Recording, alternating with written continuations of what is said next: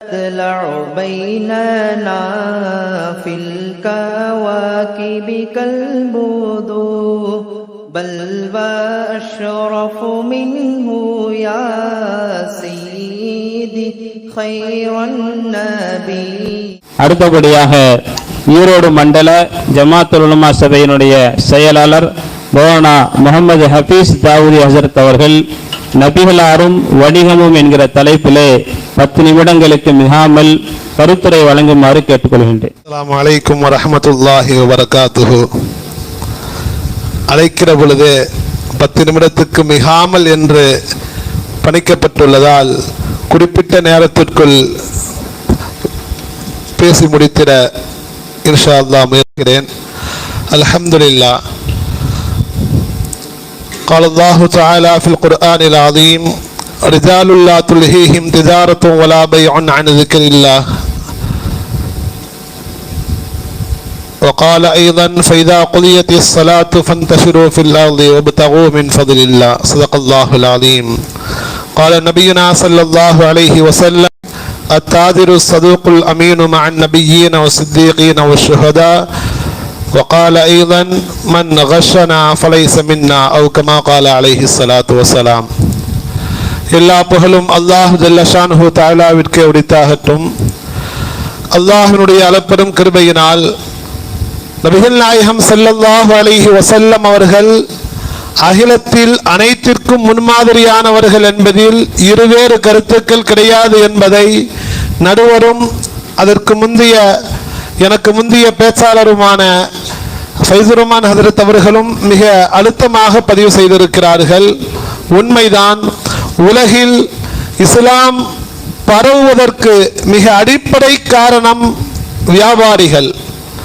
அரபுலகத்திலிருந்து பல்வேறு நாடுகளுக்கு வியாபாரத்திற்காக சென்ற வியாபாரிகள் தான் அவர்களுடைய செயல்பாடுகள், அவர்களுடைய நடத்தைகள், அவர்கள் உண்மையாக நம்பிக்கையாக நடந்து கொண்டதனுடைய விளைவு பார்க்கக்கூடிய மக்கள் எல்லாம் இவர்கள் மிக உண்மையாளர்களாக வியாபாரம் செய்கிறார்கள்.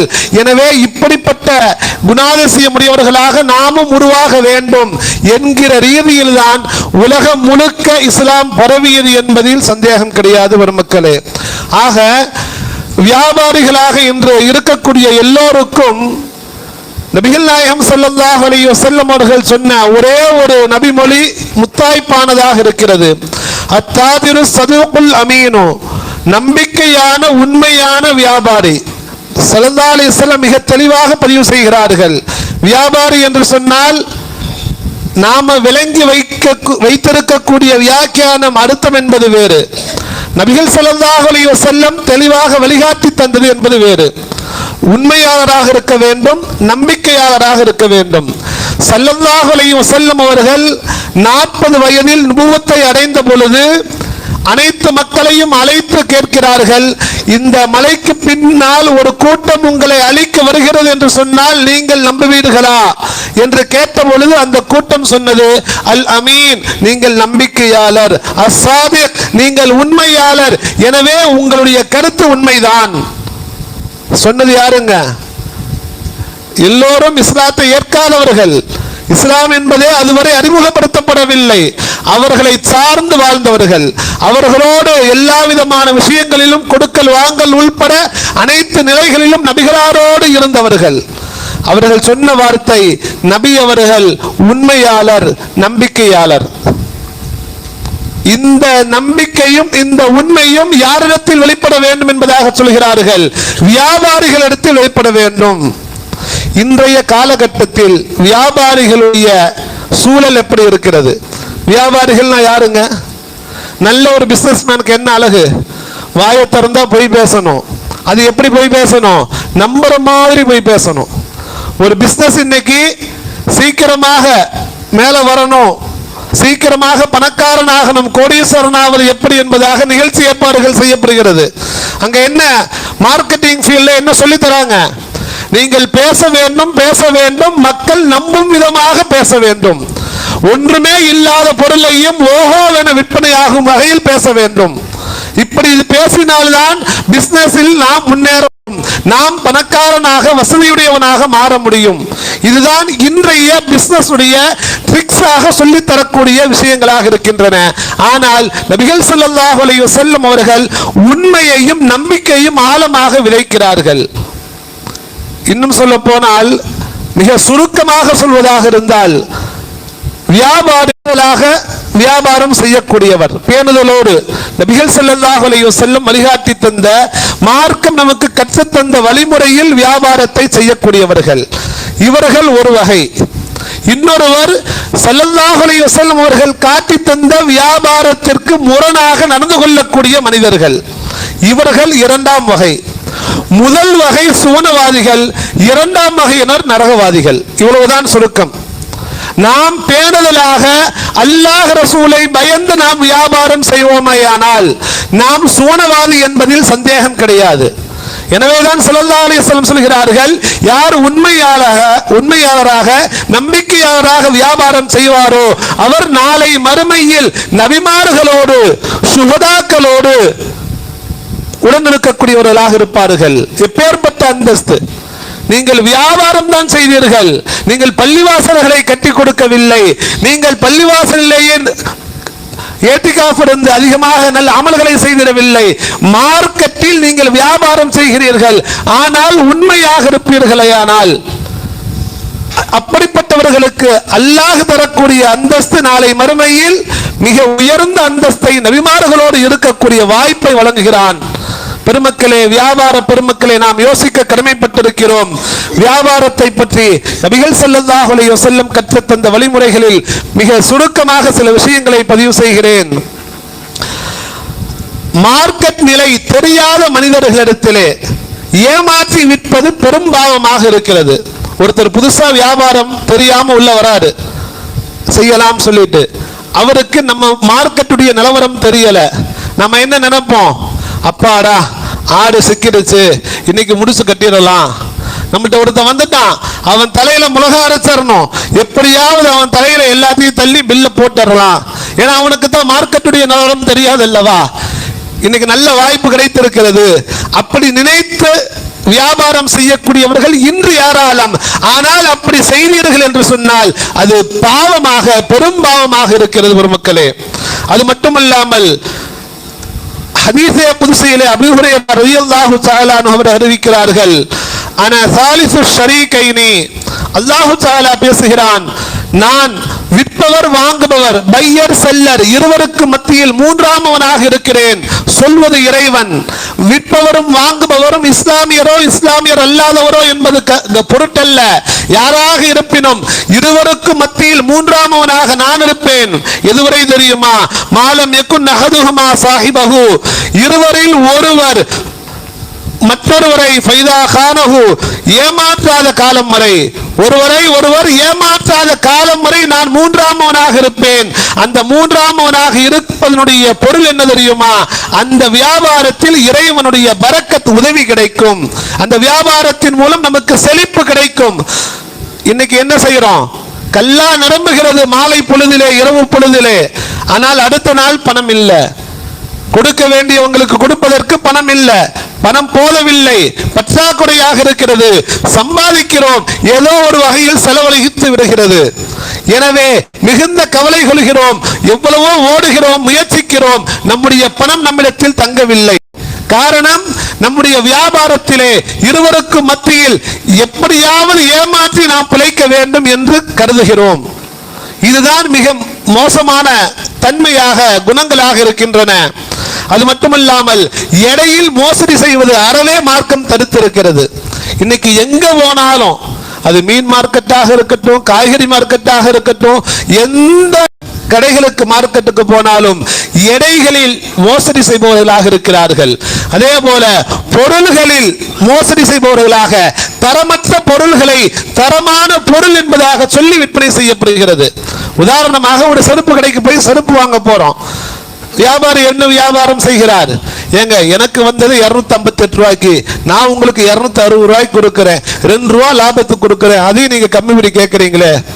யாராவது ஒருவர் 2 ரூபாய் வியாபாரத்துக்கு அந்த செருப்பு விற்க முடியுமா? ஆனால் இன்று பேசப்படுகிறது. இப்படி பேசுவது என்பதே மிக பெரும் பொய். என்ன செய்யலாம்? எனக்கு லாபம் கட்டுப்படியாகாது, எனக்கு 300 ரூபாய் கொடுங்க.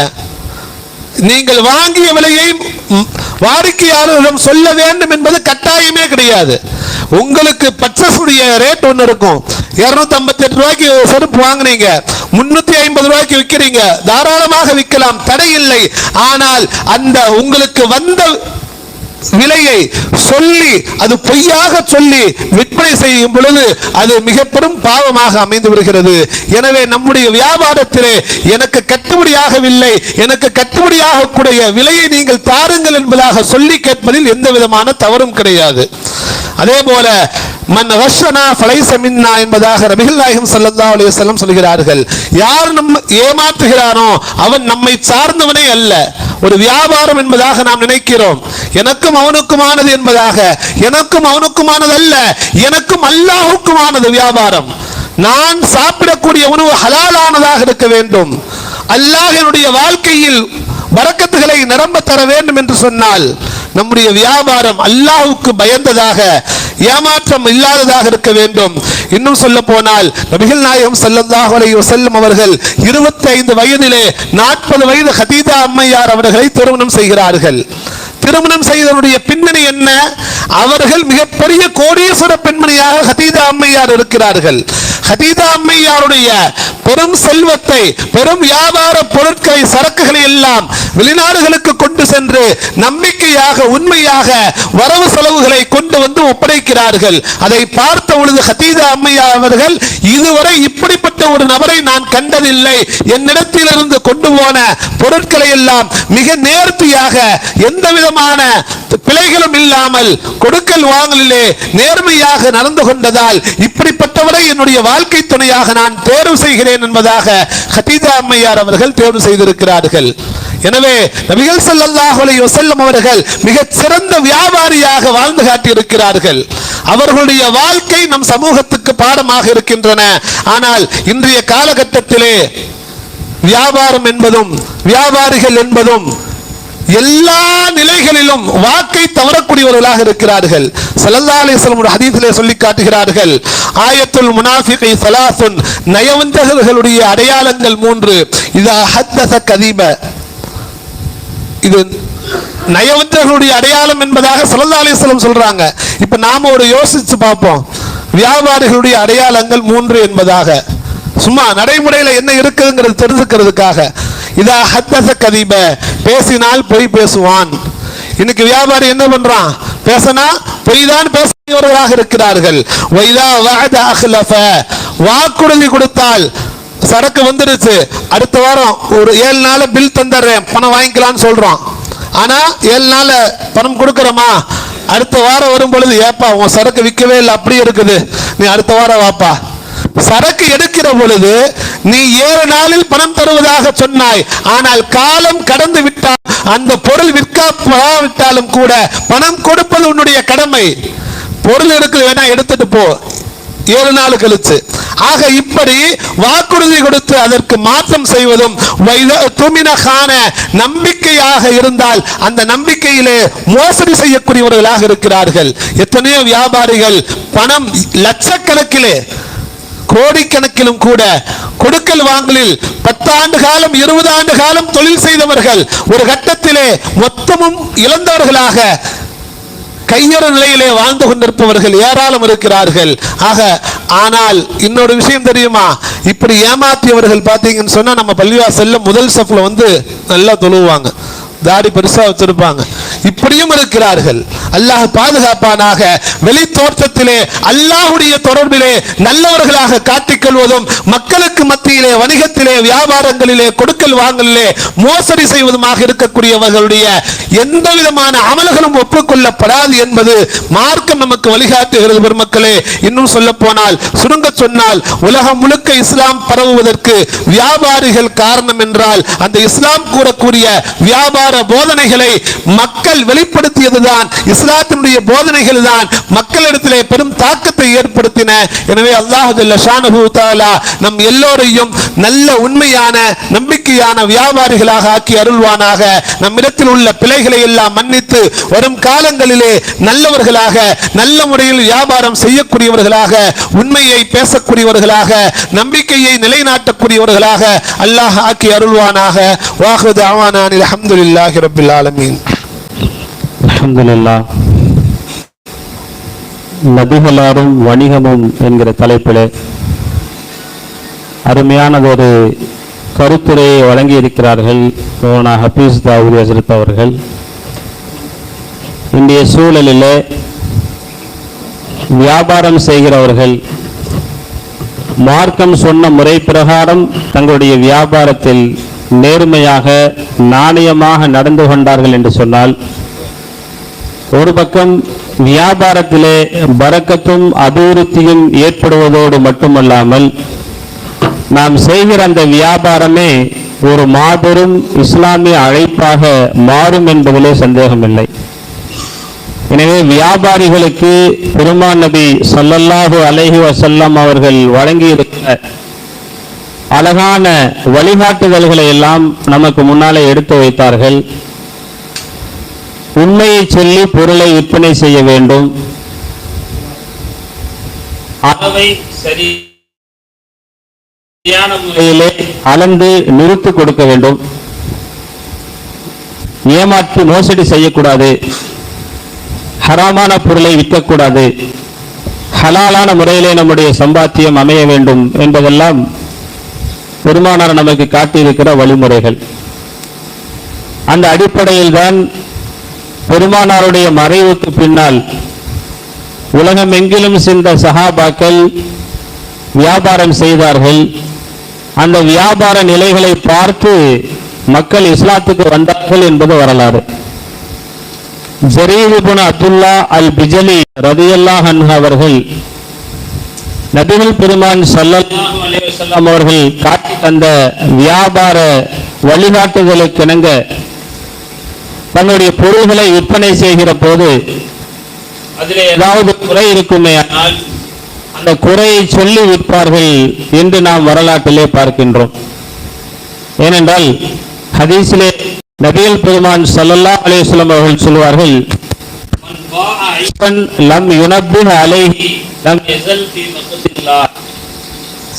பொருளிலே இருக்கக்கூடிய குறையை அதை வெளிப்படையாக சொல்லாமல் ஒருவர் மறைத்து விற்கிறார் என்று சொன்னால்